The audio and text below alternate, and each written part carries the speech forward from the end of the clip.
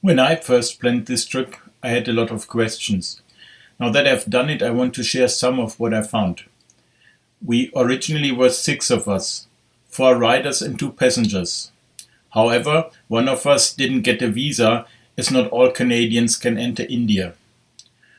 So we ended up two solo riders and my wife and I riding two up.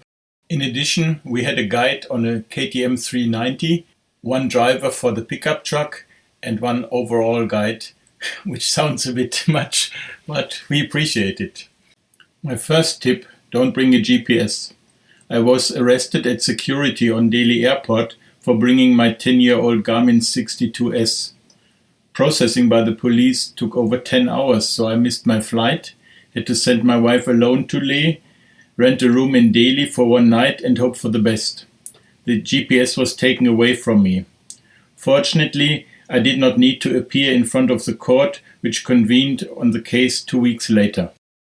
My second tip, book through a local agency. Having missed my flight from Delhi to Leh, I had to book a new one. Due to bad weather, there was a huge backlog of flights to Leh. At the airport, none of the airlines could help me. In desperation, I contacted my travel agent in Leh, who found a seat for me.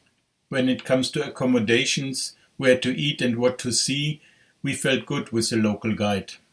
The unusually bad weather meant that roads were blocked.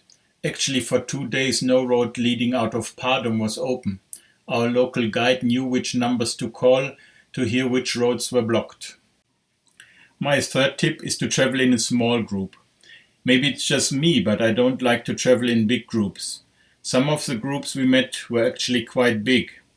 Due to different levels of riding skills, you may have to go slow, avoid technical areas, or have to wait.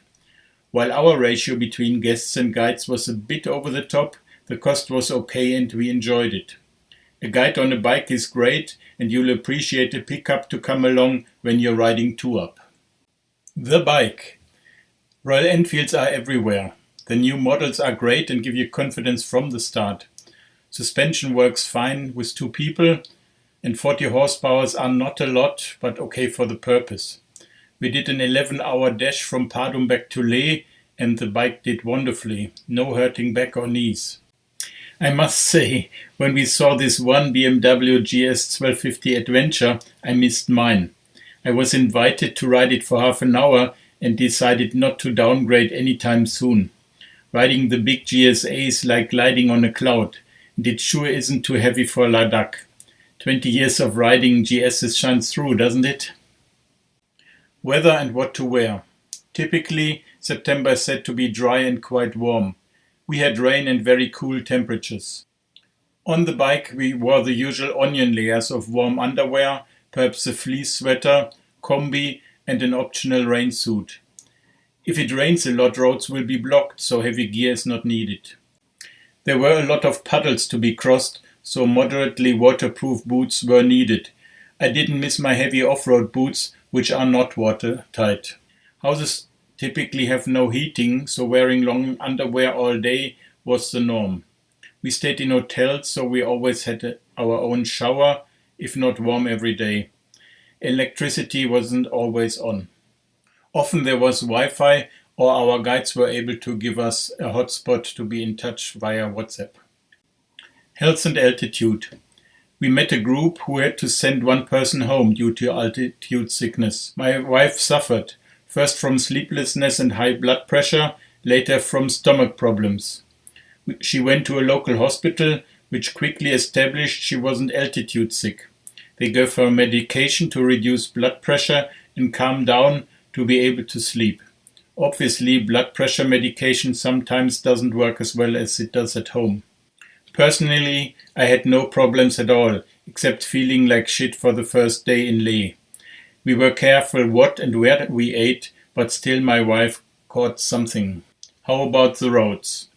The last couple of roads are getting sealed with tarmac as we speak. Except one stretch on the way to Umlingla, all roads were paved. As some road signs say, the road to success is always under construction. So there will always be constructions and detours consisting of mud, gravel and water. It is good to be an experienced rider, but driving is not very technical. Traffic. In general, there is not much traffic. In some areas, there are slow trucks which may be difficult to pass at times. Then there are big groups of bikers to be cautious about. Our guides showed us some off-roady detours where nobody else goes, so we had a lot of fun there. Conclusion. This is a trip of a lifetime. One has to experience it. All said and done, my wife is happy she came along, even though she couldn't sit on the bike the whole time.